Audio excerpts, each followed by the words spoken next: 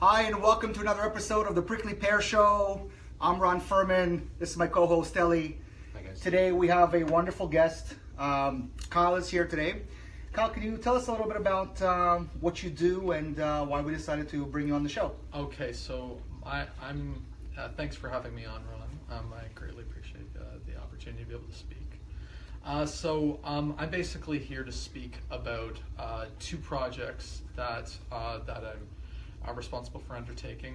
One was I'm here to speak about the Urban Ecosystems Wildlife Sanctuary project that I'm currently working on, and the initiative that kind of surrounds, educational initiative that surrounds that. We'll get into a little bit of details in a bit regarding that, and then also a cryptocurrency project that's kind of through urban ecosystems that's been designed to help animals called Lobocoin. That's fantastic. So the reason we have the show is to give people an opportunity to talk about amazing things that they're doing around the world, whether it's helping somebody, whether it's something that's helping themselves.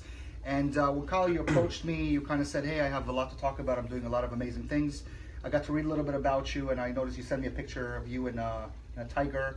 That would be a cheetah. A cheetah. Cheetah. Sorry, a cheetah. I apologize. I remember some sort of a cat. And it kind of, I was like, wow, somebody that cares about animals, somebody that's giving his life to not just people, but cares about the environment and whatnot. So tell us a little bit about how you got into it, what made you want to take action, and we'll take it from there. Okay, so I don't know. I guess if I'm going to really start, probably would be around the time that just a little bit before I started the Urban Ecosystems Wildlife educational initiative, and we'll kind of digress from there. So that picture that you've seen, that was a trip I took to Namibia, and that's a country that's a semi-arid desert-like environment that's borders on the northwest portion of South Africa. And there I was basically volunteering for a few weeks at a place called the Nankuse Wildlife Sanctuary. Nankuse? Yeah, Nankuse. It's got a couple of abbreviations. It's Naakuse Sanctuary. I can send you the link to that. But okay. They basically they do a lot of conservation work, and they'll rescue a lot of wildlife and various animals that for one reason or another that they could be rehabilitated back into the wild, and other animals that they work with that can be rehabilitated, they will do releases. Why don't we do a little bit of a backup? What made you want to go out and save animals? Like, where did it come from? Did you grow up always loving animals, taking care of them? Did you see some commercial, on TV and made you want to adopt a dog or something? Like, where did it come from? I guess if I had to really go back far enough, I guess from my childhood. I guess when I was a little kid, there was two movies that really, kind of really grabbed my imagination. I go back to the movies The Lion King and Balto, and particularly whenever I was a little kid, and it always really caught my imagination. The one thing about that always fascinated was like the environment that these animals were in, the nature, and it really grabbed my imagination. And I guess that aspect of particularly wild animals, the way that they kind of grabbed my imagination, and just kind of the majesty in some ways of nature, has always really connected with me. But I never really pondered it as like a particular direction for my career. It was just I guess, just something that you kind of have a real connection to. I would say probably my passion with regards to the environment probably started in high school, because I became increasingly concerned about the environment for various reasons. Obviously, because it has it has an impact on people, but also to the impact it was having on animals, because they're usually the most vulnerable when it comes to any sort of environmental damage that's done. They're the first that really feels the effect. Have we moved forward when it comes to saving animals? Like, I remember back in the day when I was younger, people were talking about elephants that are dying constantly, and people hunting tigers and seals, and Wales. Are we moving in a positive direction, or there's still a lot to be done? I'm just curious whether we've progressed in the last 20 years, because there has been, like, for example, a ban on killing certain animals, taking care of endangered species. What are we doing as a society, or around the world, to try and preserve these animals?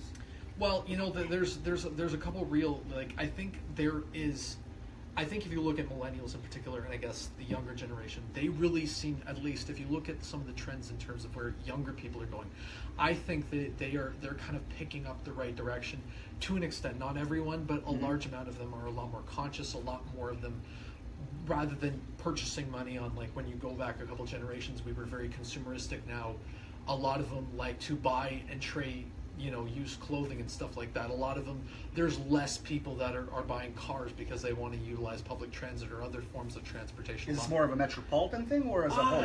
I think this seems to kind of be a trajectory, amongst younger people. Now, you could attribute this to various different reasons, more socially conscious, economic situations and stuff like that. But a lot of younger people, they want to put their money, rather than into buying things like a house, they want to, like, put it into experiences. They want to travel. And I think that's a very interesting paradigm shift. Mm-hmm. But I think to get back to the root of your question, I think there's like a philosophical shift that's happening around the world. But I think part of the problem is that for all the people that are moving in the right direction, there's 5 or 6 moving in the exact opposite direction or more, and the damage is only kind of picking up and being exacerbated. So I'll give you one. I'll give you one example here. So take, for example, our agricultural systems. That's probably one of the biggest. This is any sort of metric for producing food. So whether you're looking at the conventional American diet, you're looking at a lot of the fish or seafood that we eat.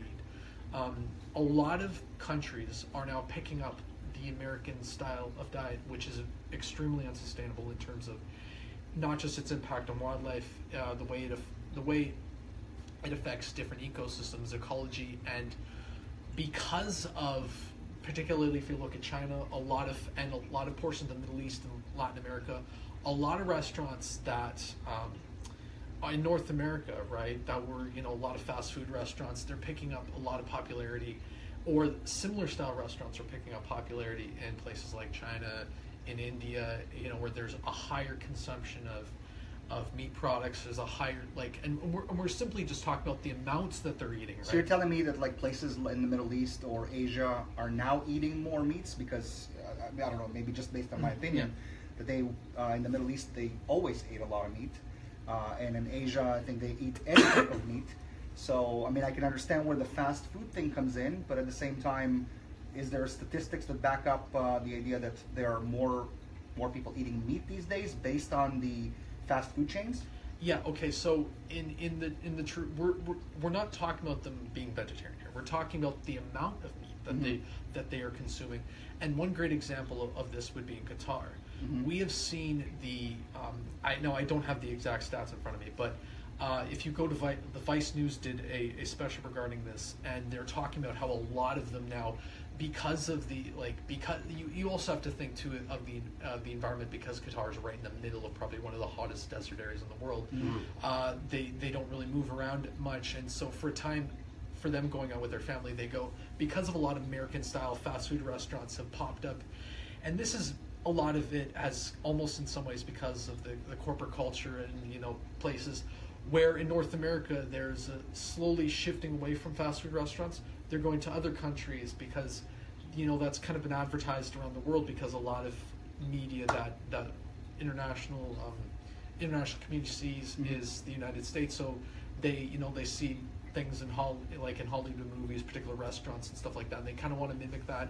You see a lot of famous fast food restaurants from the United States that have kind of exported and set up shop in places like Qatar, like China, or would be a similar style, and in different places.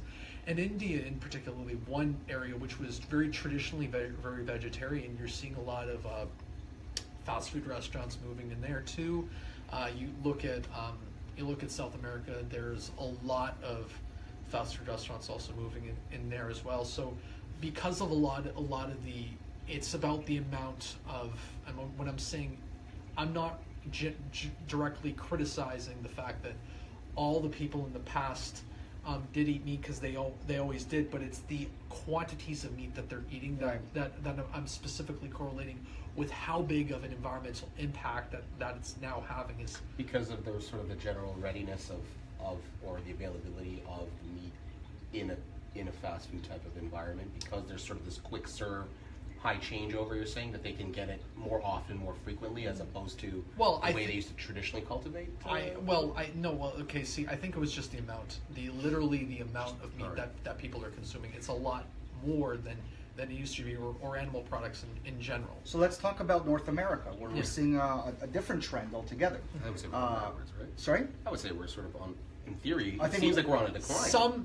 Okay, so there's more health conscious shift, but it's happening slowly, and the amount of meat, I guess, that is being consumed still by the North American population is still growing, and you can also see the correlation in the quality of food and types because of the rising obesity rates. Mm-hmm. You can see this in terms of the eating patterns, and so it is happening slowly, but we are starting to see a shift in dietary patterns here, and you probably could notice a small correlation.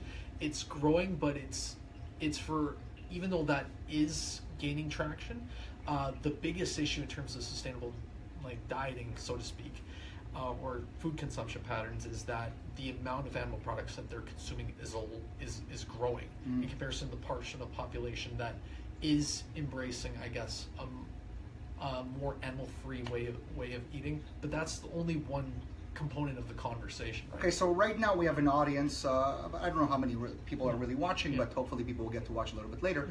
Talk to us a little bit what we can do as a society, or what we can do on a regular basis to try and stop eating as much meat, or what other food should we be eating, because if we want to be able to get the same. Like, for example, I want to be full, right? I feel like some of these people give me, this has protein. Or just nutritional value. Right. Okay, right. So I think there's unfortunately, I think there's been a lot of things that have been sold to people. Okay, so let me just give you a little bit of a tit for tat here.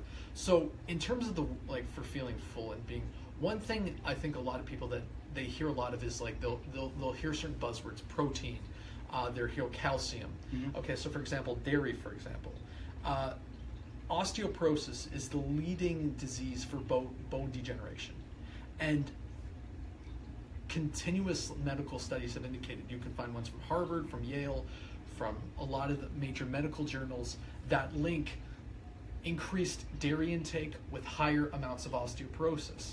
And if you also think about this, dairy milk, humans weren't naturally meant to consume that. That's a byproduct for growing a baby bovine, right? So, but that's you usually if you consume a lot more whole grains, a lot more legumes, fruits and veggies. Put it this way, we right now, if you want to, if we're talking about sustainability, with just pertaining to food, we right now, as far as I know, I have the stat here on my phone because I'm terrible with remembering things, so. Forgive me. I think it's about 1.3 billion pounds of grain every single year are fed to livestock. Now that's more than the entire human population consumes in a year. In terms of grain? No, in terms of food. Just in terms of pounds, because we feed 40% of the world's surface area, according to the UNFAO, the NOAA, and other the UN Food Agency.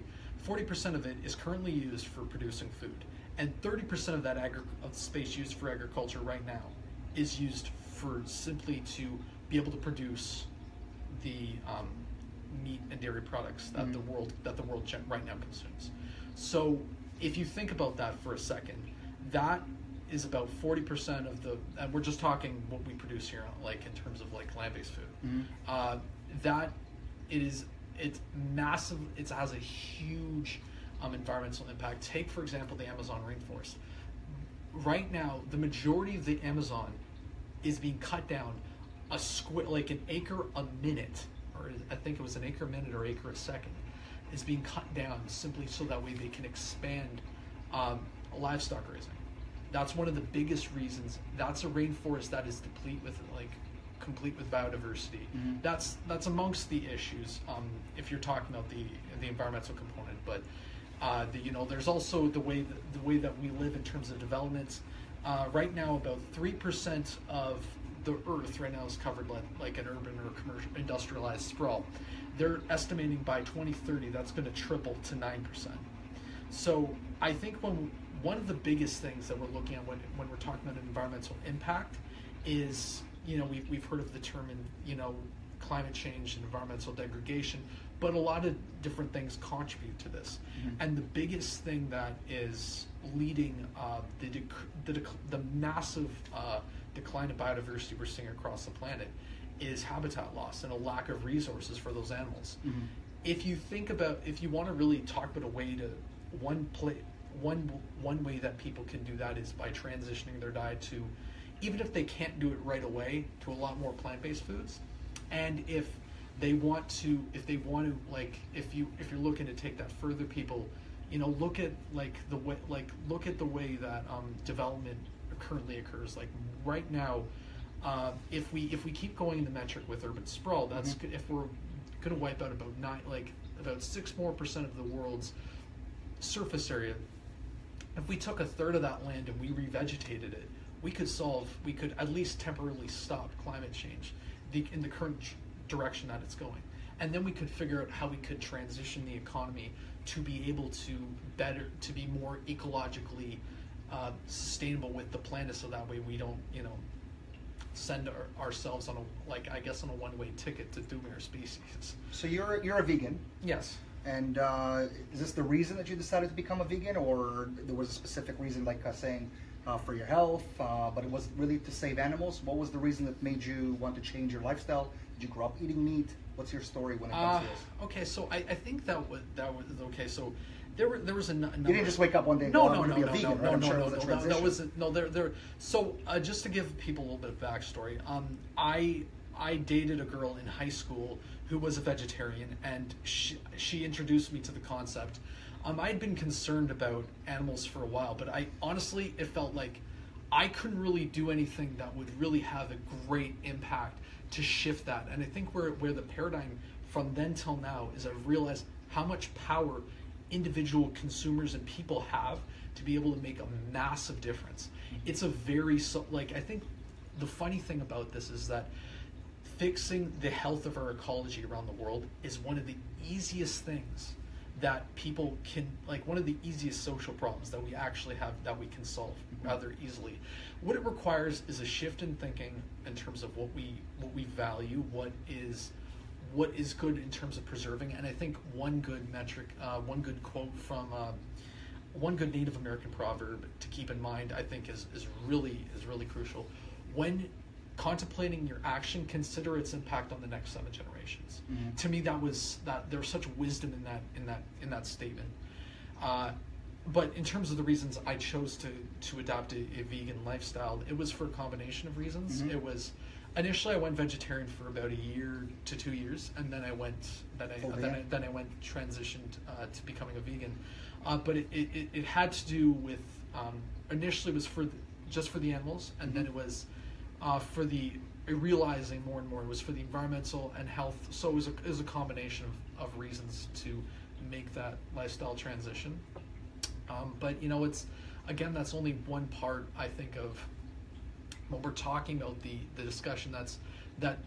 It is an important aspect about it, but it needs to be considered in a larger context for how one lives a life that is ecologically in balance with being able to make sure that we as human beings, we can cohabitate in a way where we're not just destroying everything around us, but we coexist in a way that benefits everything around us as well. Can I ask a question here? Sure. Then? So it sounds like from my understanding of vegans in general, and there's been some news lately with vegan activism, for instance. Yes, there's a restaurant down. I don't want to give them the name, but there's a restaurant in downtown Toronto. Okay, and there's been some stuff going on in the news with this sort of perceived. I'm going to sort of force my beliefs upon you in order to change. And maybe not necessarily going right down the road of vegan activism, but I'm wondering, when listening to you speak, it sounds like there's clearly a benefit for,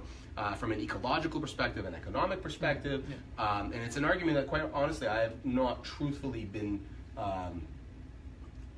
privy to in a lot of ways. I just always keep hearing about the cruelty behind the killing or slaughtering of animals and so forth and so on. So I'm just wondering out loud, is there room for animal consumption or meat consumption in a vegan society? Well, see, I think there's one key component to that I think kind of gets left out. I think there's a big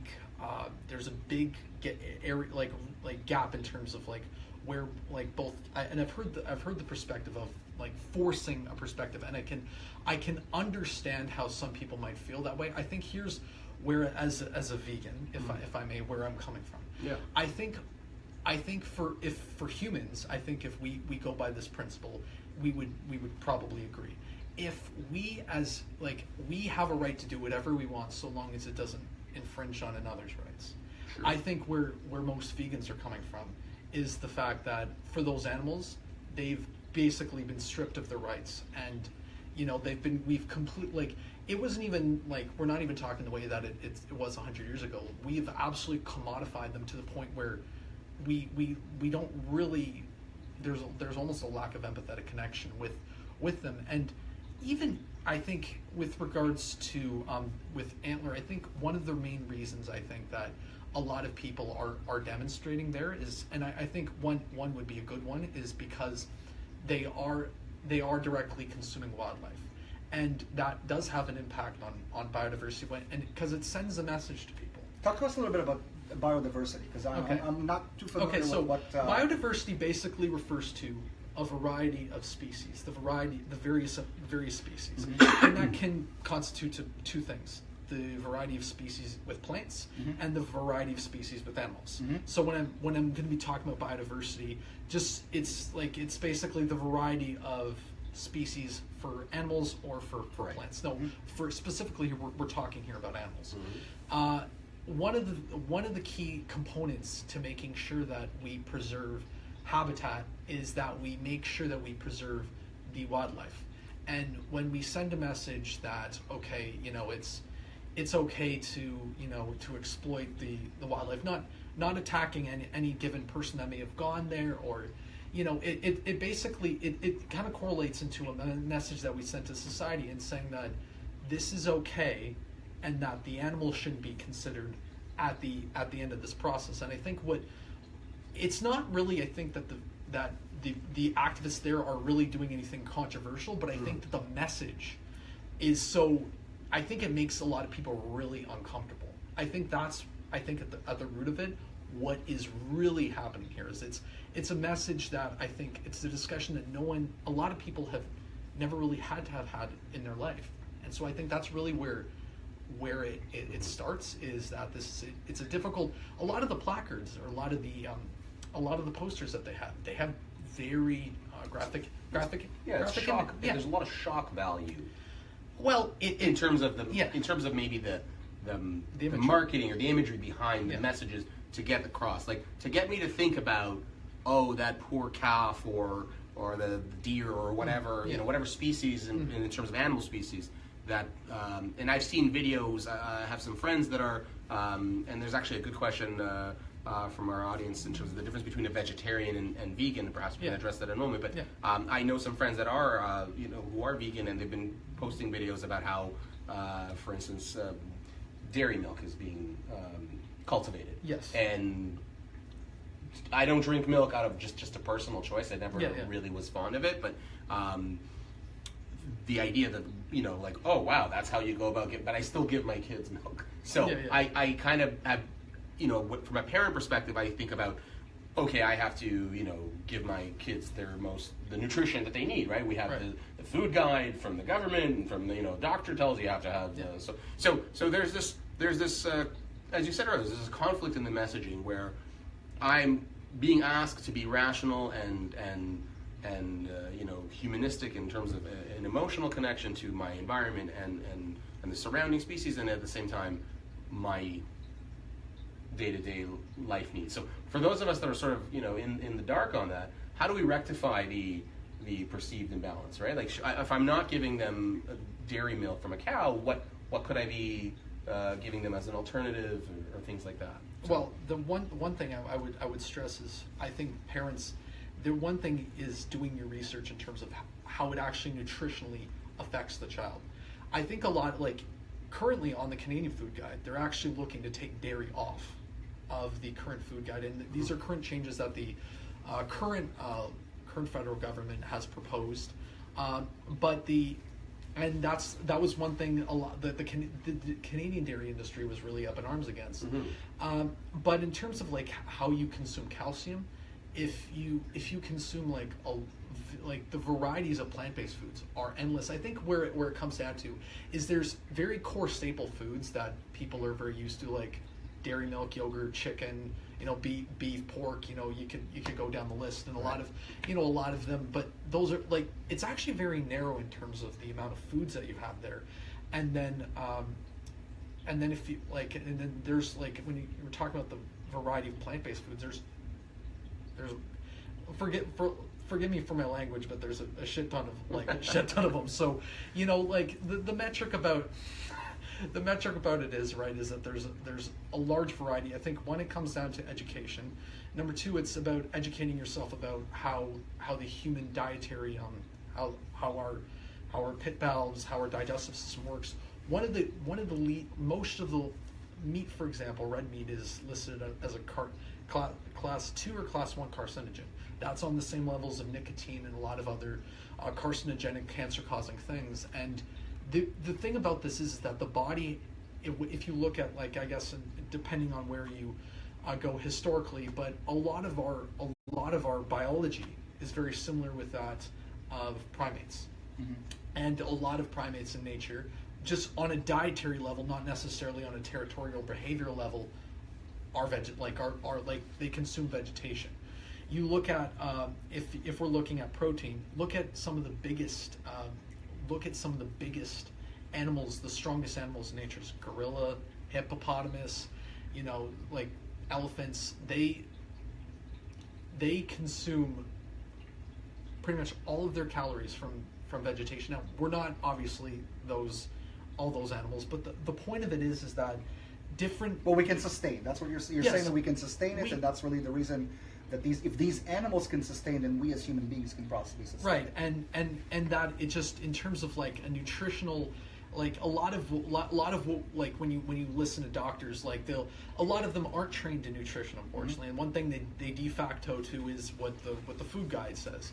And so, you know, that's, I think, really where you have to go is nutritional science, and you need to look at long-term studies of the nutritional impacts. And I think there's also a cause and correlation with the amount of animal products that you need. So even if you can't give it up all up at once, lower the amount that you eat, and you know that also helps with your dietary system. The biggest thing is you consume a diet that's higher in fiber, higher in nutrient intake, because the body has to be able to absorb the nutrients and break it down, right? A lot of omnivore or carnivorous animals in nature, their digestive system is a lot more slow.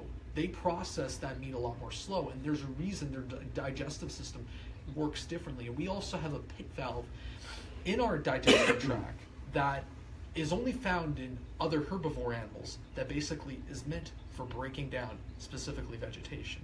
And so when the body, you know, when the intestines, when they're digesting more animal-based products, a lot of, you know, buildup happens, and that's where, you know, you get a lot of various debilitating diseases. You know, you obviously there's a correlated thing with obesity, because the body can't digest it. You know, it's slower for the body to digest, and when you look at the intake of like calories in, calories out, and you know, if you look at a lot of meat, particularly with red meat, but some white as well, there's a lot, like the amount of fat content in comparison to the protein content is usually more, so that way would kind of in some ways cancel out any benefit. And if you think about a lot of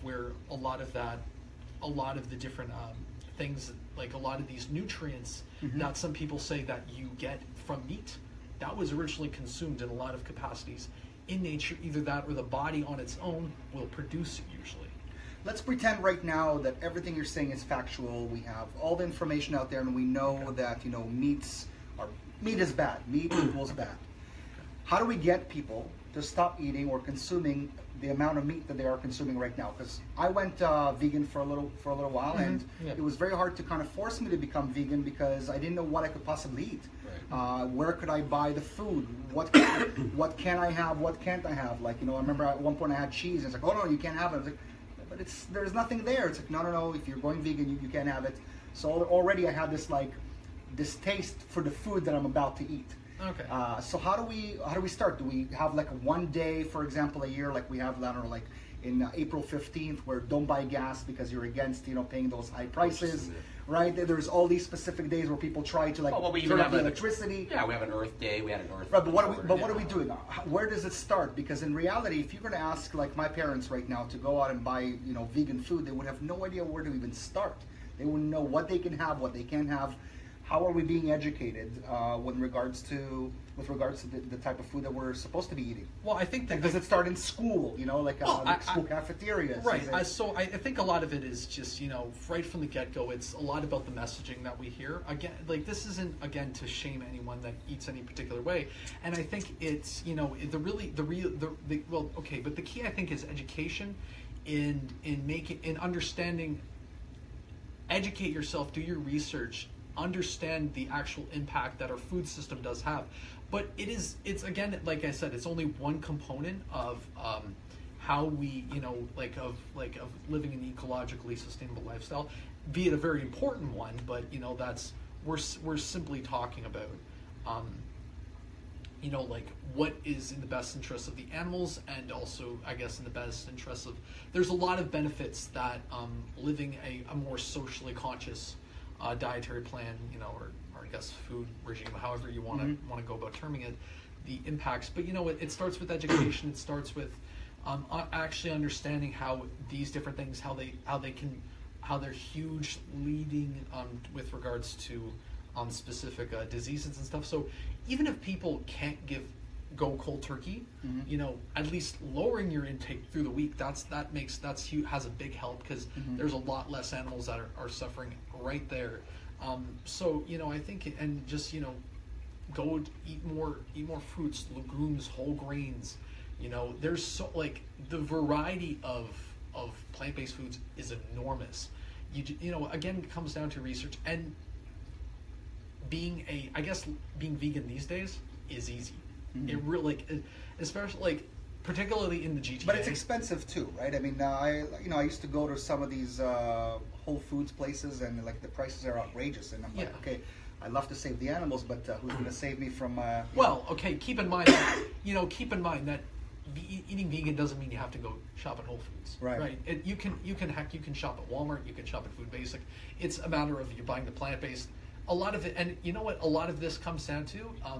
You don't have to go and buy the expensive specialized brands. You can make your own, you can learn to cook with new ingredients, and you get to know your food a lot better, which I think in some ways is a good thing. You know what you're putting in your food.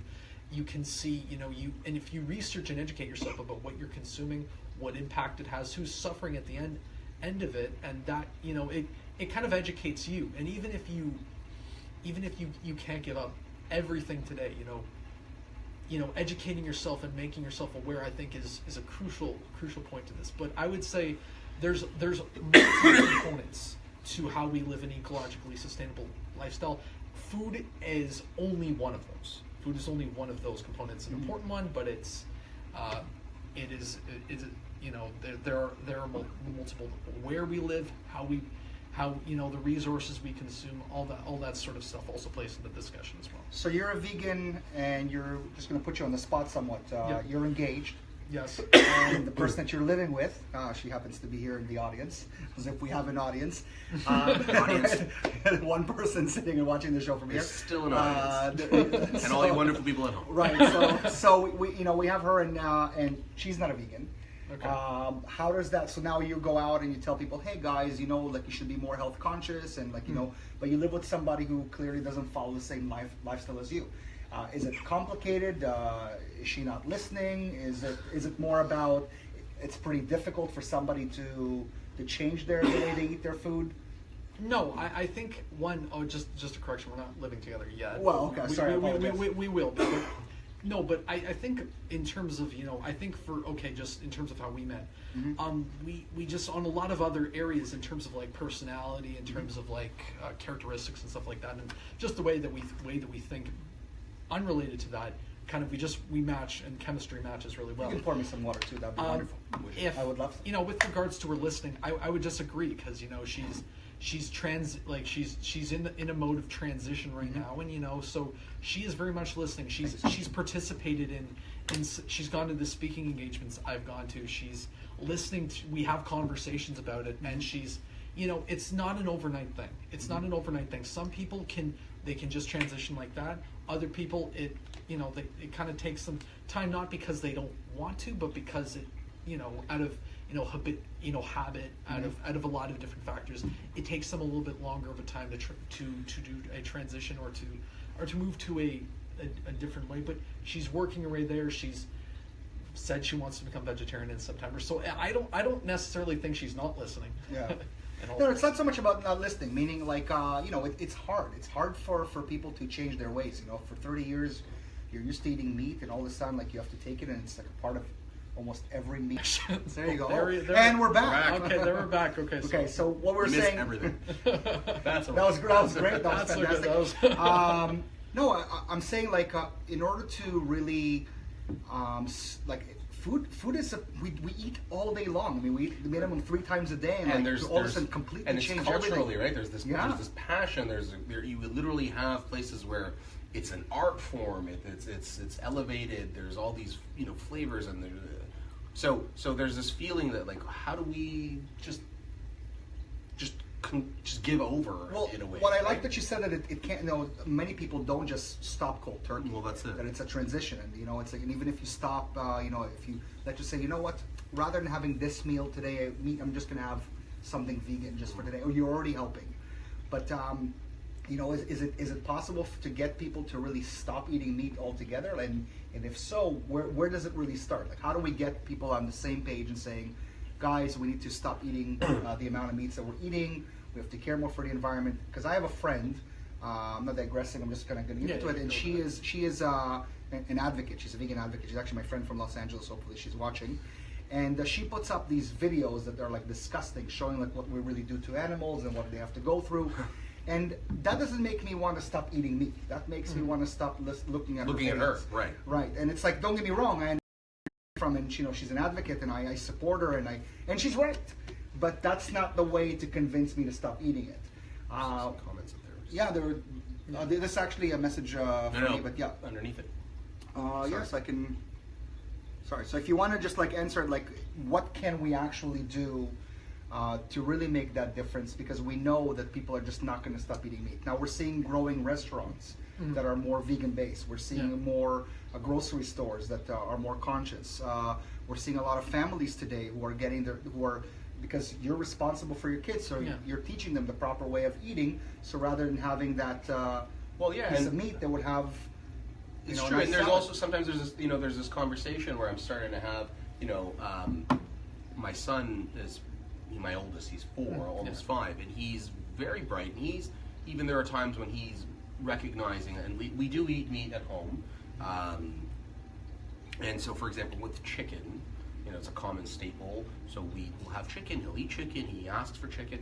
But I've noticed that I've had sometimes conversations about, for instance, we were in the grocery store recently, and there was a lobster tank. Now, I'm not really big on lobster and seafood, and I think there is the cruelty component to it for sure. But in any event, the question was, why are they there?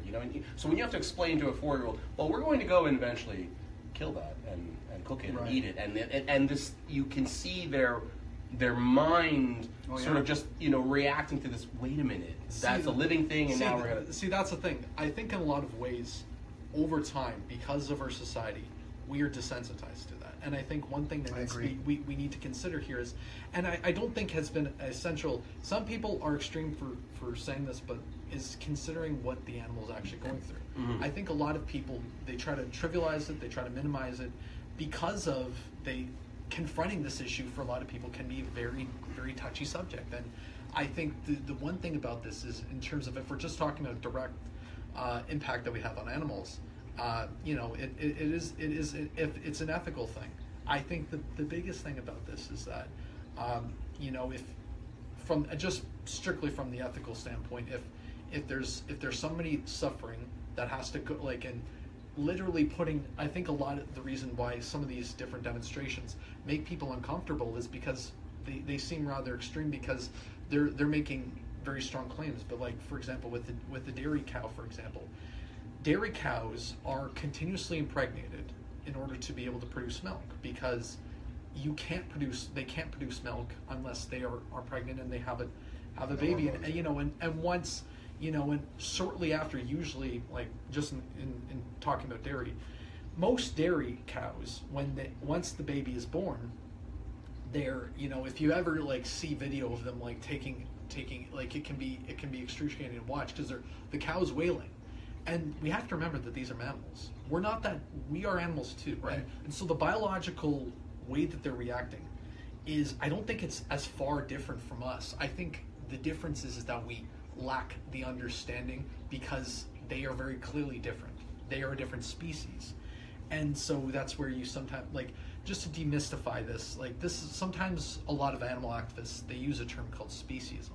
Well, it's basically, it's in some ways we have trivialized, or we don't connect with, we don't empathize with that animal because they're not in our direct circle of compassion. Right. Or they're you could, when people make comparisons to other forms of discrimination, the same basic fundamentals apply. When someone is less included in that circle of compassion, or completely disregarded from that, that's when it makes it harder to empathize with the suffering that they have to go through in order for that to resonate. Yeah. I see, I love animals. Everybody that knows me knows how much I care for them, and and yet I do feel guilty eating them, but I love the flavor, and there's something that I feel really weird about it. I'll give you an example that has nothing to do with food. Yeah. Pink Floyd is my favorite band. I just love Pink Floyd. Okay, I go crazy when I hear Pink Floyd. Makes me feel comfortable. Right, and then I think about Roger Waters, right, and all of a sudden it's this guy is a piece of something, and I can't listen to them anymore. So that's the thing. So then I'm okay, you know what? I love the music. So what am I going to do? Not listen to the music? I love it. And when I think about Pink Floyd, I'm not thinking about Roger Waters, right? But then again, I'm not going to spend money buying a ticket to a Roger Waters event, even though it will probably be the best thing ever. So I kind of have this weird feeling about it, where it's I love animals so much, I'm never gonna eat dog. So I'm gonna summarize this, because I do want to kind of talk a little bit about the other projects, but I guess with regards to the vegan component of it, if you go to a lot of restaurants, Hogtown Vegan, some of the burgers there you could swear you couldn't tell the difference, and some of them honestly taste better. Here's the thing: if you go down to Vegan Danish Bakery, imagine this. Imagine eating a whole cheesecake, and it doesn't sit there in your stomach. Right. Imagine that. So, in terms of the taste now, option-wise, at least for North America and for a lot of, I guess, first world countries, I guess depending on where people are watching this, there's a lot of option. If you want to get any version of food that is of good quality and tastes the same, you've got tons of options. Even at the grocery stores, there's so many recipes for how people can cook. Sure. So it's just maybe shifting the way that people cook. Maybe a lot of the same recipes you can enjoy. It's just really a shift in how we prepare, what sort of ingredients we use, and you'll be happier, healthier. You'll be contributing to a more ecologically sustainable planet. You could go down the list. But No, I think it's wonderful. I want you to talk a little bit about the cryptocurrency that you're working on. I know we're not going down the list of anything. Yeah, okay. Unless there's some. The urban ecosystems, wildlife, and then we'll get into local. Sure, but actually before that, there's some people. Thank you guys for tuning in. Really appreciate it. Yeah. Thank you for putting up some questions. So let's just read a few of them. So they were asking before regarding the vegetarian, the vegan. Yeah. Now I know what it is, and I think Ellie, you know, but maybe for the audience, better idea. What is the real difference between the two? And if you're a vegetarian, does that mean that you care less, or is it just you just like milk and you like eggs? And I don't. Okay, so I don't ever want to put the assertion that people care less or more. Simply, I think it's about getting their actions in line with what their values or their ethics are. I think that's a real great way, I think, to put it. But just the basic difference: vegetarians. Now there's different types of vegetarians. There's lacto-vegetarian and all that stuff, but they basically can consume anything. When I was a vegetarian, anything but meat, right? So that could be anything from eggs, dairy. And then is fish a vegetarian? No, that's pescatarian. No, that's pescatarian. Okay, okay, now I learned something. Okay, so and then pescatarian. But they still consume animal products, while a vegan completely abstains from consuming. And I guess if you're an ethical vegan, that would also correlate to clothing. Yeah, clothing, so not wearing fur, leather, that going down the list of that sort of thing. Okay. So talk to us a little bit about the urban ecosystems wildlife sanctuary. You mentioned that. Yeah. Okay. So around 2014, I wanted to kind of, I wanted to make an impact. I was seeing issues that were concerning to me. I got involved in a local AR group, just to have like-minded people that I was surrounded, because what does AR stand for? And animal rights, vegan, okay. vegan, animal advocates, I guess, would be Gotcha. a better way of turning, because unless you're in Toronto, there isn't really a ton going on up here in terms of that. But I got involved in a local group of like-minded people. Got started, but I wanted to really be particularly because I really resonated not just with the ethical but the environmental component, and how that affected not just the domesticated animals, but how that would be solely in the realm of the ethical. But I also wanted to focus on the impact that was having on wildlife, because that animal agriculture and industrial fisheries are the two leading causes of habitat depletion worldwide. If you look at, for example, industrial fisheries and the amount of coral reef that it's wiping out, or if you look at the amount of rainforest or wetlands and stuff that get trained to have monocultures for grazing land, or for to grow the grains that animals need.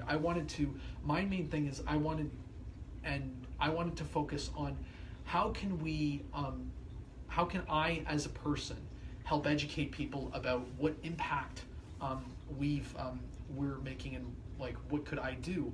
So I've in some ways it's been a pet peeve of mine. I've researched environmental issues for years, probably since high school. I probably annoy my family how much I talk about it in some capacities, but I basically started an urban ecosystems initiative where I'd go to different festivals, speak to people, educate them about and how do they react? So how do they react? I think I did a lot of veg fests, so I found veg fest. Yeah, well, yeah, I went to they don't run it anymore, but there was a Toronto, or there was it was a vegan raw vegan food fest in Toronto. They were actually held at I think in the Jewish area of North York, ironically enough, but what are you trying to say? No, I'm not trying to say. No, I know, but that's where they held it for a couple of years, and then unfortunately it was discontinued. But there's also the Toronto Vegetarian Association. They host a really good one down in Harbourfront. There's one out in Guelph. There's even the London Veg Fest I've done, and I've gone to a few different speaking engagements, educating people, making targeted presentations, trying to educate them about different environmental components, how different ecosystems are being degraded, what's causing that depending on the region. Are you seeing people taking more of an interest though? Because I went to I'm sorry to say this, I apologize. I went to a rib fest. Okay. Actually, I did not have ribs, but I went. There's speaking of that, our local. Yeah. There were a few rib fests that were going on this summer. Again, I did not eat the ribs, but I went to the rib fest, and there were a lot of people that were outside, and they're the ones who look like crazies. But in reality, I thought they made sense. Why are we eating these poor animals? And they had pictures of of these cows and calves and pigs. And Just a question: was that by any chance the Richmond Hill one? I went to the one, I believe, in Newmarket. Oh, okay, because Yeah. And it was just outside where people were partying. The ironic thing is, I actually arranged an event outside the Richmond Hill one, and I think if you probably went to the Newmarket one, I have a friend of mine, Sue Spar. She probably was at that, I think, but I'd have to confirm with her. I didn't ask her for her name. No. I understand. No, but yeah, go continue. No. I just wanted to know because I felt that people who are coming to the Rib Fest, they want to enjoy good ribs. Like they love meat, and I understand why people like yourself are standing there and you're trying to make a difference. But is that really the place to do it? And do you want to be confrontational with people? Or maybe there are other avenues, or is this just one of many avenues that you feel like you need to be out there? Because there might be somebody that is listening, or like a new parent who can maybe get their kids to stop eating as much meat, or they understand what the animals really are going through.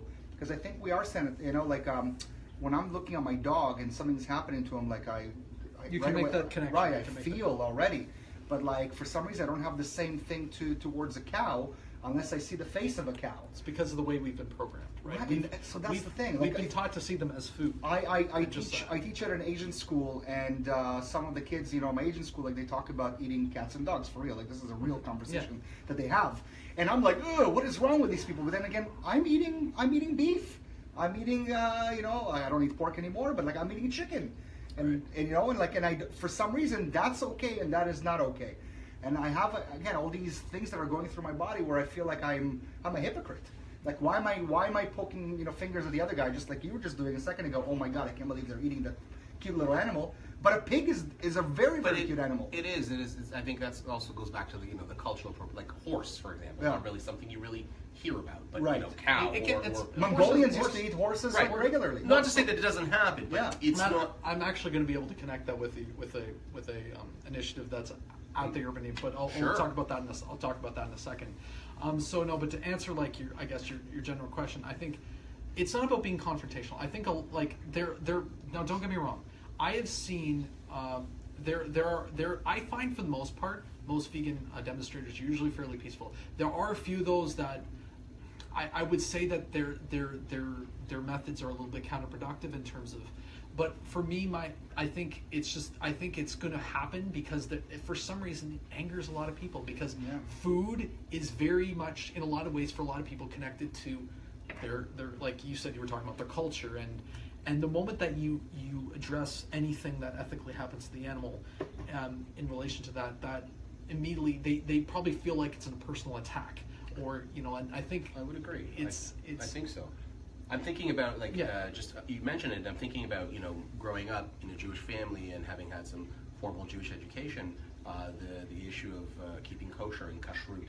And I thought you said horrible Jewish education. No, formal. I was like horrible Jewish education. I was like, so. But what I wanted to sort of just to touch on, because it's making me think about, is the idea that we talk about with the ritualistic killing, and the idea that it is stated in the Bible that you should do so in a very humane, if such a thing can be correlated, manner where the animal suffers minimally, if not at all. So there's these tenets that are religiously placed upon us that says to me growing up said to me it's okay for me to eat meat if I do so within certain contexts and within certain species and follow this law that sort of seems to rationalize that it's okay to do so. When you say that we have these protests that are sort of bringing you these placards and showing you these posters and the visuals and the videos, that they're now puts everything up in balance, and I get that as someone who's not vegan and who is a meat eater, that sometimes, and I haven't really experienced it explicit, but the idea, did you know that you are contributing to this, makes you really does sort of stop and recoil, and you're thinking about, Do you think though, as a society, like if somebody gives us some facts, we change our mindset if it's so much embedded in us? I think the problem is with facts, we tend to have facts for everything. You show me a fact that says veganism is positive, and I'll show you a fact that says being a meat eater is that much better. I could talk about the economic argument, and that's something that I kind of wanted to address with you, and perhaps we can when we get into the Loba coin and cryptocurrency. But the idea being that this idea of we have an economic system in place. We have industries that if we suddenly went vegan completely, we stop eating meat and we stop cultivating meat products and animals and what happens to all those people? So that's okay. So that one thing I think in terms of if we're looking at the economic industries go and as changing it's if we're talking about the marketplace, I think the key about this is that at the end of the day, if I am completely in favor of people, I think in some ways it makes a more ethical marketplace. But I would also say in terms of the cultural things and being attacked, I think the key is, again I come back to what is the animal going through, right? And do we have a right to put them through that? I think really addressing the issue of what rights animals do or don't have, I think it because a lot of what they experience is very grave. Like I was saying with the dairy cow, they basically are forcibly impregnated continuously, and then once they basically collapse of exhaustion, they get sent to the slaughterhouse. That's their life. And the amount of livestock that we bred into existence. I know that we don't eat in Israel the milk cows. I know that they don't eat them. They just kind of. Oh. I know they don't eat them. So, anyways, we have people that are knocking on the door, even though we have a sign that says, "Please don't knock." But some it's people a popular cannot. place. Popular conversation. We want to get in on it. We invite you also to keep sending in your commentary and some questions. Hopefully, we can answer some of them. I don't know if we'll. So, I mean, let's why don't we at least answer some questions? Sure. We can go through. Okay, so because we have Mark was a fan of the show. So what about insects? I've read an amazing case for health and sustainability of eating insect protein. Right. Okay. So I, as a vegan, wouldn't eat insects, and but I guess if we're just being hypothetical, if we're strictly talking the environmental component of it, that is what you can grow in terms of feeding the world's population, and that's also I think another key component of this. When the effects that livestock production and industrial fisheries, the impact it has on the climate, it leads to two things: massive increases in desertification and ocean acidification. And what that does is that's going to wipe out most of the area. That eventually, they're predicting maybe by the end of the century, or maybe even sooner, we could see massive amounts of the area of the planet no longer be habitable, let alone being able to grow food. And a lot of climate crisis, and when we're talking about human rights in terms of this component, right? This is a lot of areas in more sensitive ecosystems, right?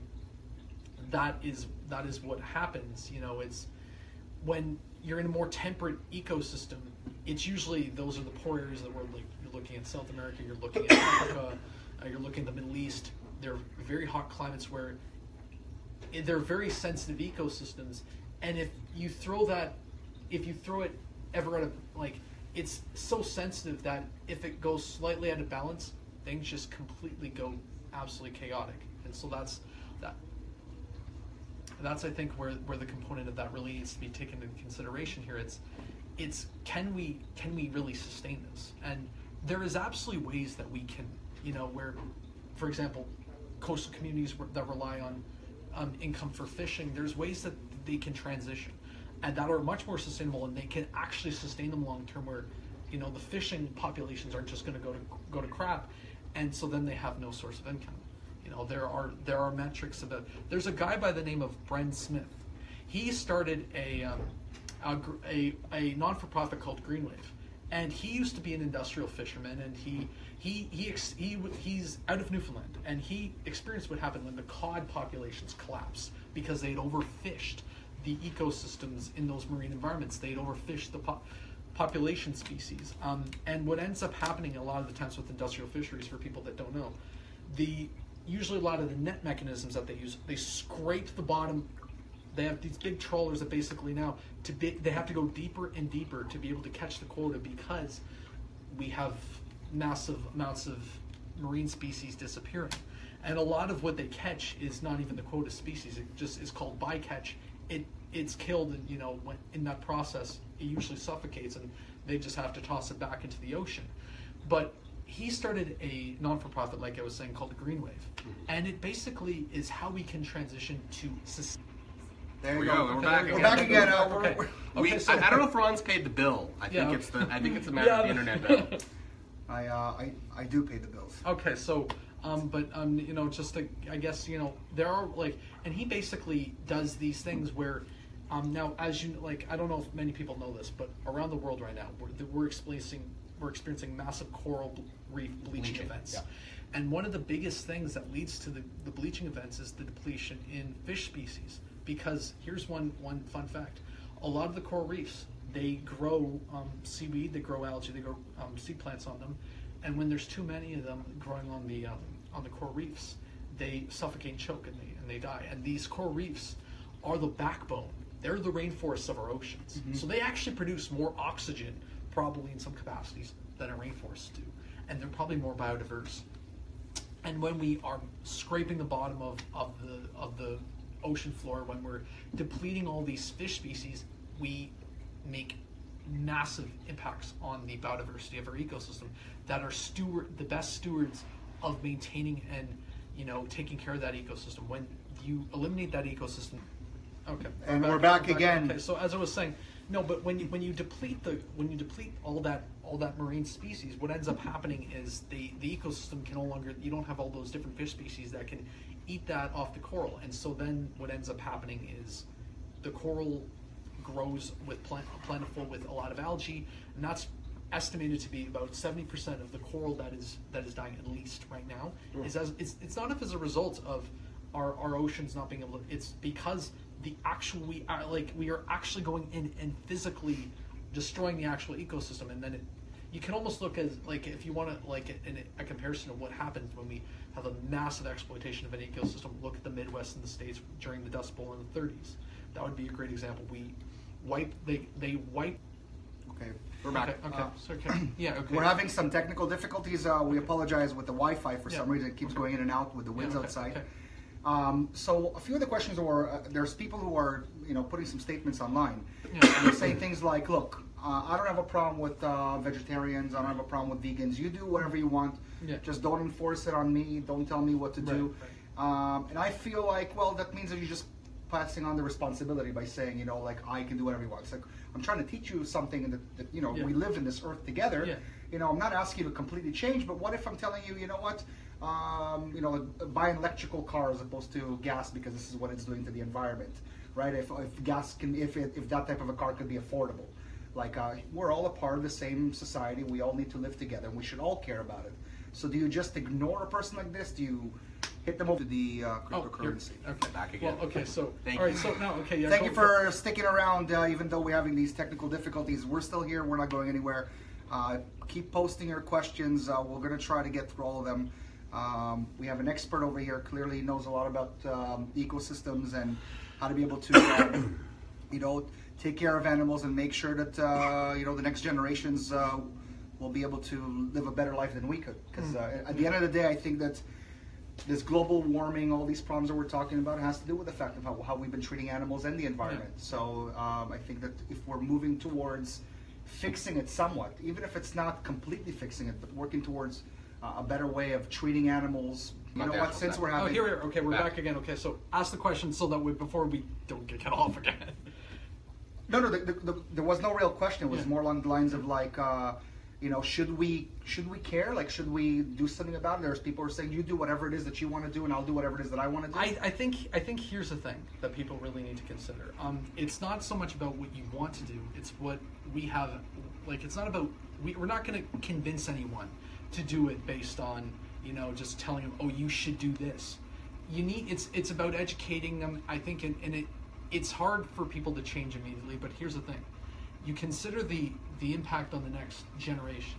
We are at a time where we not only have to do something, we have to change, we have to take action, and we have to, okay, here we go. Okay, so on the sanctuary itself. Yeah. Okay, so the Urban Ecosystems Wildlife Sanctuary bought the property in 2015. That was after a couple of conservation trips that I had done overseas with wildlife conservation. And the idea with it is that we want to rescue animals that might be exploited. Particularly, we want to focus on bringing equids, so that would be basically like horses, and that can exist naturally in the ecosystem. And we want to create examples, as in the name, urban ecosystems. We want to show examples of how people can live with regards to housing, with regards to energy production, that is natural, that's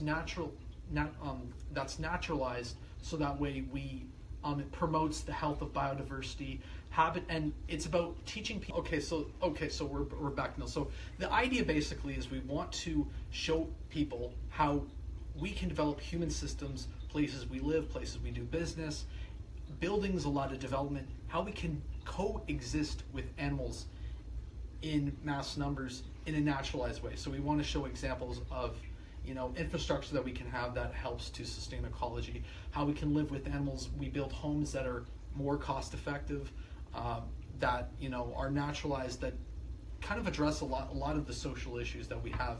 So when you say naturalized, and forgive me, I don't want to. Are you suggesting that I'm living in a barn? No, or that naturalized to the ecosystem. To the ecosystem. Yes, okay. Naturalized. So you're the biggest thing with naturalizing it to the ecosystem is that the amount of vegetation that was there before you started building is present there, so that way you're not taking away, you're not an ecological. Okay, that we can build homes that are naturalized that can still sustain the same quality of life.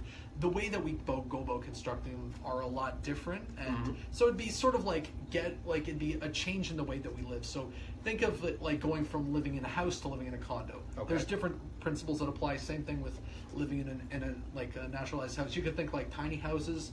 You could think like earthworm houses.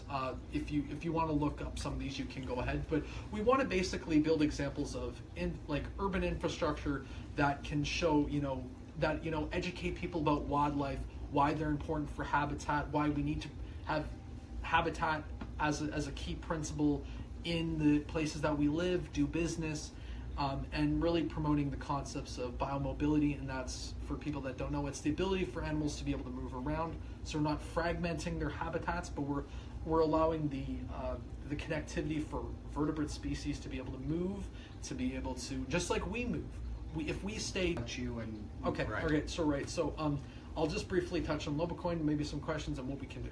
Okay, so Lobacoin is basically, if I could explain it in the biggest of terms, it's basically a cryptocurrency I've developed for people that care about animals. And along the lines of like a Bitcoin or something like that, right? A lot different. So I'm actually targeting this to be used by older people. So you don't buy this off an exchange. You actually buy this in person. So let's say I went to a vegan business. The idea is basically the coin only can be used for products that benefit animals.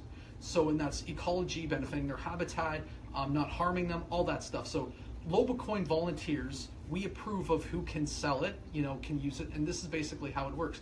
It's like a digital voucher. You bring your cell phone in, and we do have an Android app for Lobacoin. You bring it in. Let's say you can buy, and we approve of what would be called distributors, and you can go to lobacoin.xyz to download the app to buy preloaded wallets.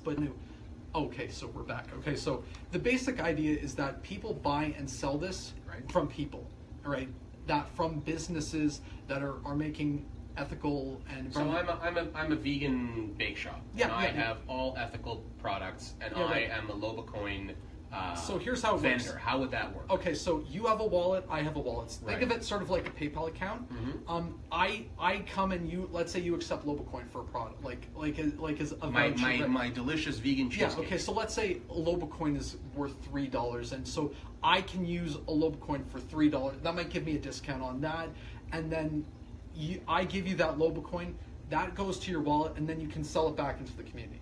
And the idea is that the profit, it's a continuous circle of commerce that's benefiting animals. And so when when the distributors, they sell it back into the community, we're making sure that they're getting they're getting the money. But the idea is that this circle of commerce, we're supporting other ethical businesses. We're supporting other ones that and they said, okay, so we're back now.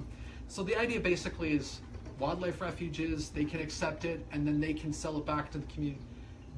You can donate it to them, and they can sell it back. So the idea is, for the businesses, they can accept it as a form of payment, and for whatever they want to accept it as, like that voucher's value, and then they can send it back to, like, sell it back to someone else, and then someone can at a different value. Yeah. Well, no, like at the, I guess, either like at that same value. So basically, what it's trying to encourage is commerce amongst, when they sell that back into the marketplace, and another person has a local coin, they can either go use that at that particular establishment, or they can go and use that another one that's producing ethical goods. The idea is that it's helping animals through commerce. That's basically, and making it more palatable to people, is that you are buying it from people that you know.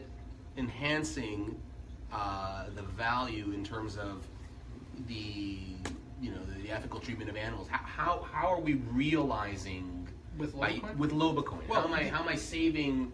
The idea is basically because it's a tool. It's not going to completely do everything, but the idea is that because it's being used for those products that benefit animals, right? That help with their habitats, sustain, that don't cause them harm. That it's encouraging better, more, ethical commerce. That's the idea. That's strictly its function.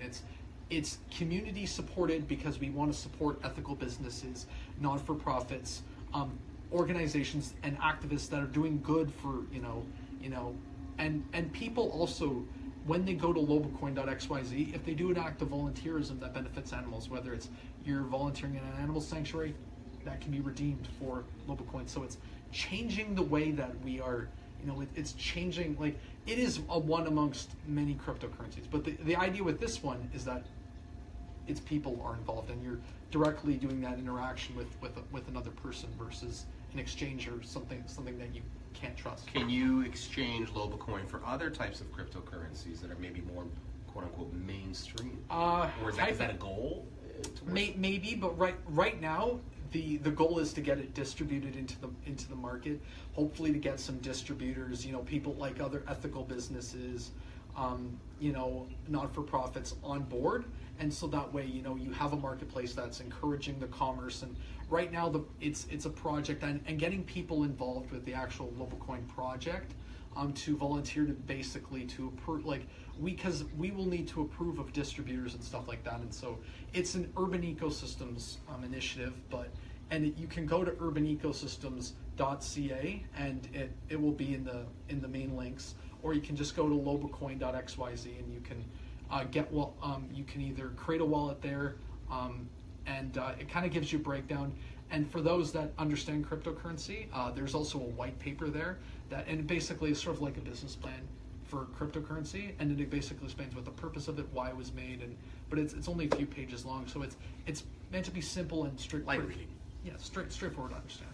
Kyle, we've learned a lot today. I mean, the truth is, I still feel guilty for eating animals. No. It's something personal. I love shawarma. I love meat, but every time I eat it, especially lately, I don't know, I'm becoming more conscious about it. I feel like I do need to change, and I'm doing something about it. So for everybody that's watching, if you can do anything to help out, maybe you don't have to quit right away. Maybe you can consume a little bit less. Maybe you can find more information about how you can get. Toronto Vegetarian Association is a great resource, and I guess if people want to directly get involved with stuff I'm doing, you can visit urbanecosystemsca. We will post all our events there, or you can follow us on social media, on Facebook and Twitter. Just search on either Twitter or Facebook, Urban Ecosystems. You'll find us. Our logos got the UE with the green fox, and I think it's a rabbit. I forget.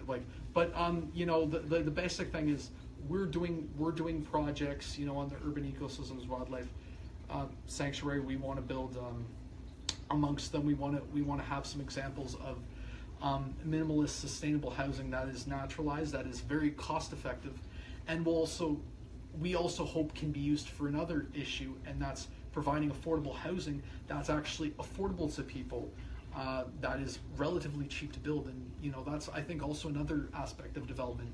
we're building, homes are getting built to, to the delight of developers, and we're not building homes for people that they can afford to get into, and making sure that we're building homes for people rather than proving of what. But if you, in terms of getting involved, you can contact me directly. If you have any questions. I know we didn't get to answer as many questions tonight, but I am more than happy. I will go underneath and I will reply to everybody who has sent a comment in. If you want to have a conversation, absolutely feel free to message me on Facebook. Just look up Urban Ecosystems. I'll look up Kyle Bowles. You'll see my thing attached with it.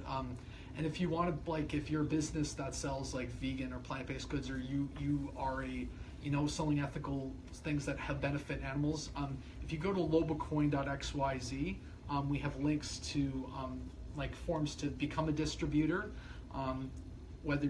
or if you also want to buy a wallet to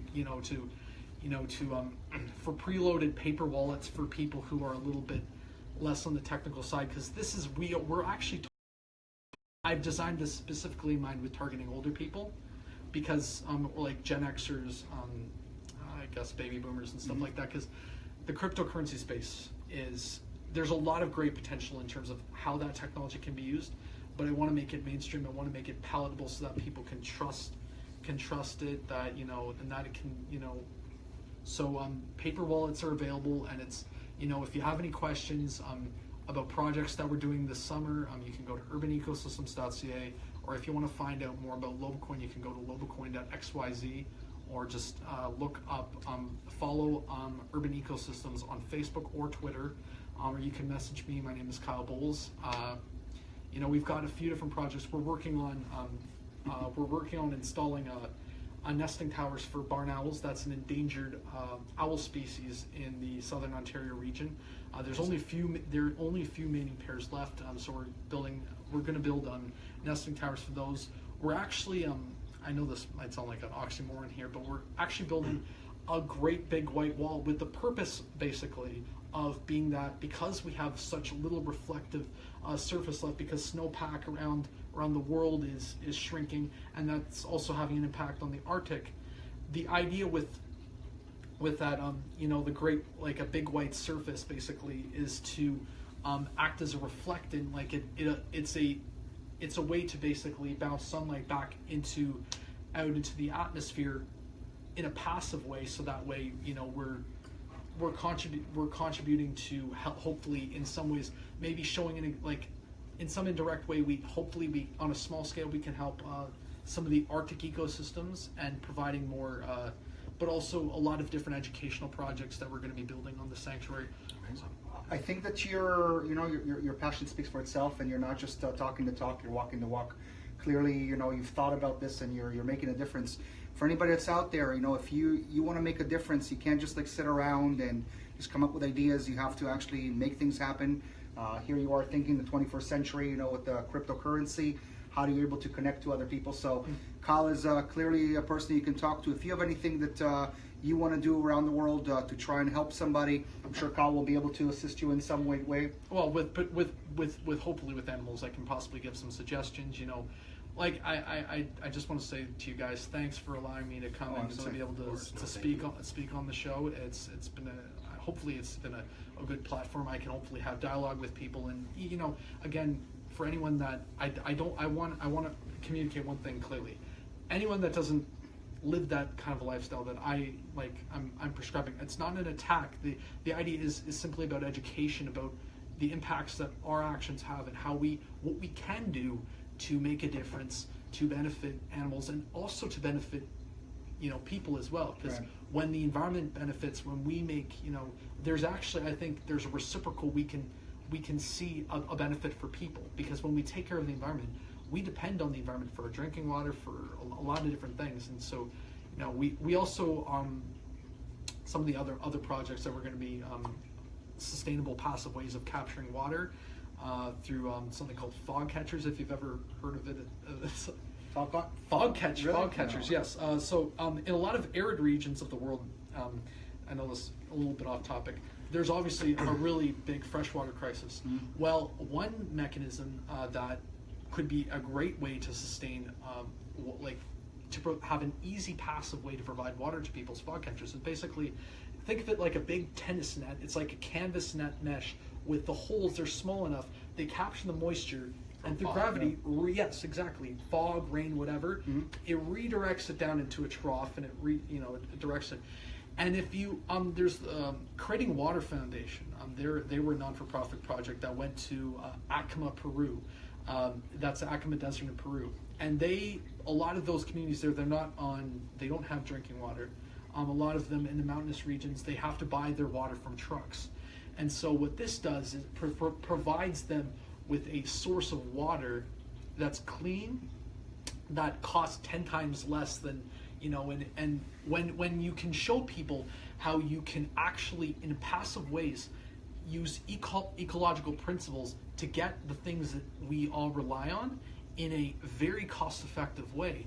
The way that we look at how expensive life is at the moment, it can show you how easy life can be to live. I think it's about educating people about these different things that they may not have necessarily been exposed to. I think that we are. I mean, I don't know. I think we are being more educated. I mean, let's look at recycling, right? I mean, that was during my generation. Reuse, recycle, right? And now today, I remember I moved to Los Angeles the first time, and they didn't have a recycling box. I literally had to call the city and ask them. And this was something that I was already ready with, right? And now there's a green box, a black box. It's like, what do you mean you don't? Exactly, right? So it's like I think the fact that you're bringing it to light and you're educating people, you might not be able to convince everybody online. And I don't think that's what you're trying to do. I think you're just trying to provide more positive information.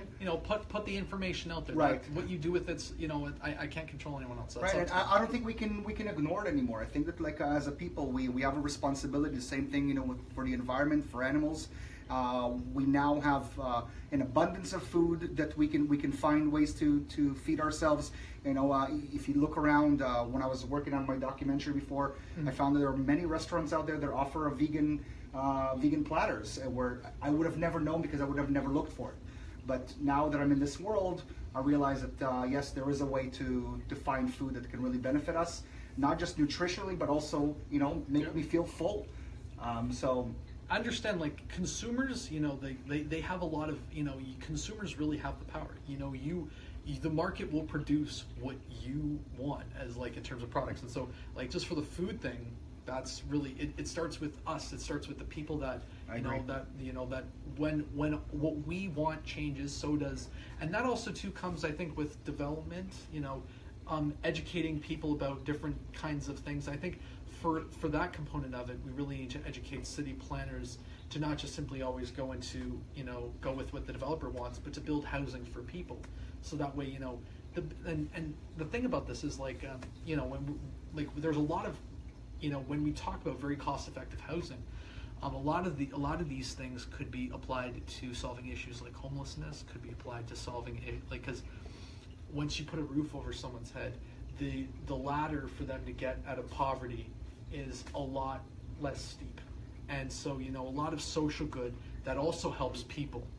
I think in karmic terms, so to speak, if once we do a little bit, we have the basic level of respect for animals, I think, and just the world around us, I think it repays us tenfold. We see how it can benefit us as people. And I think there's a lot that this isn't a one fit scenario. It's about having compassion across the board for everyone and doing the best you possibly can and the most humane thing you possibly can for everybody. And it's funny because we don't think about these things. We're talking about eating animals right now. You're talking to us about housing, and you're talking about us caring about the environment. So I think it's all correlates. It's all somewhat connected. All connects. And it's wonderful. Kyle, really, thank you very much for coming today. Thank you very much. I'm really happy to have you. Thank you. Hope you guys learned something. Please tune in next week. We're right now going to be Sundays at 9 p.m. Hopefully the internet will be resolved. We won't have any of these issues. Believe it or not, we're sitting on this side complaining more than you are. But we're hoping that you guys have a wonderful night. And I just want to give a shout out to Natasha Ventura, who is my fiance, who is going to be my partner in this Urban Ecosystems Wildlife Refuge. And she's going to be a vegetarian in September, you said, right? Well, and then hopefully a vegan. Okay. Well, one step at a time. One step at a time. I'm not again. It's Listen, we have to do some pranks, right? That's Okay. that's the idea of the show. Lately we've just been doing like engagement and like educational stuff, but we have to get back into what the show is really about and to really like have a little bit of pricks and a little bit of fun. Got two right here. There you go. So on behalf of Ellie and Kyle and myself, Ron, have yourself a wonderful week. Thank you very much for tuning in. We really appreciate the fact that you guys taken some time to watch us. If you cannot watch us live, hopefully you'll watch the repost and get in touch with us. Our email is thepricklypairshow@gmail.com. When I say the prickly pear, I mean pears and two people. thepricklypairshow@gmail.com. Thank you again for tuning in. Sorry we're like red because we're under hot lights for the past 2 hours. Thank you again for tuning in. Much love. And hey, you yourselves can make a difference. So don't just sit there and say, great information, but I'm not going to do anything with it. Make a difference. It's up to you. And for all those that want their questions answered a little bit more thoroughly, I will respond to everyone who had a question here in a respectful and polite way. And if you're interested, again, the links for the Urban Ecosystems Wildlife Sanctuary, urbanecosystems.ca, Lobacoin, lobacoin.xyz. I'll post those in a reply or description. And thanks for watching, and thank you guys again for Look at this. Maybe we'll bring you on as a guest host at one point or another. Maybe, who knows? Thank you very much, guys. Have yourself a wonderful Have a week. good night, guys. And, Thanks for watching. Happy holidays, and goodbye. Bye, Internet. Wow.